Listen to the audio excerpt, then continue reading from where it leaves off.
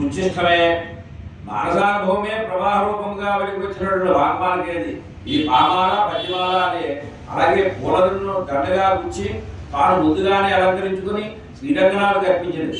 ఇది పూమాల పుష్పమాల. పామాలను పాడి ఇచ్చింది, పూమాలను చూడి ధరించి ఇచ్చింది. అంచేత ఈమె ఒడి కొడుతాడు, చూడి కొడుతాడు, పాడి ఇచ్చిన అమ్మ. పాడి కొడుతాడు అంటే పాడి ఇచ్చిన అమ్మ, చూడి కొడుతాడు అంటే తాను ఇచ్చిన అమ్మ. ఆమె మనసును సంబంధించినట్లయితే అలాగే మనకు కూడా మానసిక వాచిక కాయిక కైంకర్యాలు చేసే భాగ్యం లభిస్తుందని చెప్పి దీంట్లో చెప్పబడింది. చూడి కొడుతూ సుడపడియేందు పావై పాడి వడవడియాయి నాడి నీవేంగడ వర్కర్నేది మాత్రం నాకు కడవా పండవేనలు అంటే పుష్పమాలను దాచి రంగనాథుడికి సమర్పించిన ఓ బంగారుతీగా పూర్వం జరిగిన ఈ దివ్యవర్తన పాటలుగా పాడి మమ్మల్ని ఉద్ధరింపజారు మనకి వివరిస్తారు. అవధానితో కూడా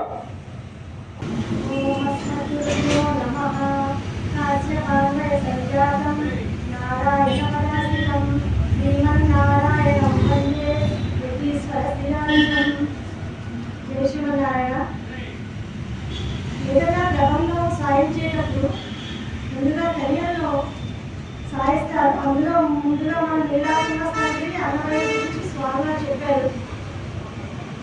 అందులో అమ్మ చూడి కొడుతాడు, పాడి కొడుతాడు అంటే తాను ధరించడానికి స్వామికి అర్పించింది, పూమాలగా పాడి పాటగా పాడి అర్పించింది అని చెప్పారు. అలాగే ఆమె ఇందులో భగవంతునికి 3 రకాల కైంకర్యాలు అర్పించాలని చెప్పింది. ఏంటంటే మానసిక, వాచిక, కాయిక.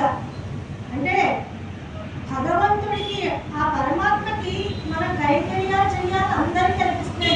అంటే కొంతమంది ఏంటంటే వాళ్ళ